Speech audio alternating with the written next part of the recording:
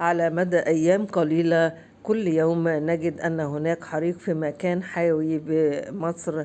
هذه الحرائق حتى الآن لا نجد لها أسباب. هل هي صدفة؟ هل هي ماس كهربي؟ وهل الماس الكهربائي هو يمتد من مصر إلى من جميع أنحاء مصر أو في أماكن حيوية في مصر؟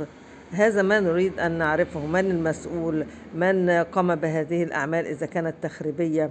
ليست من الصدفة أن نصحو كل يوم على حريق في مكان حيوي يعني يتكلف الملايين من الجنيهات.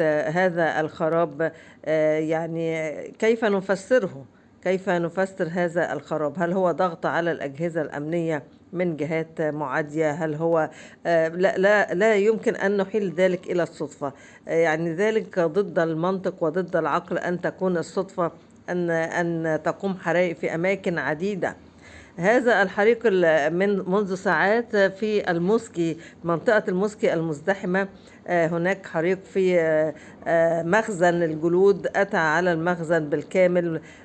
وطبعا منطقة الموسكي هي منطقة حيوية جدا ومنطقة في وسط المدينة.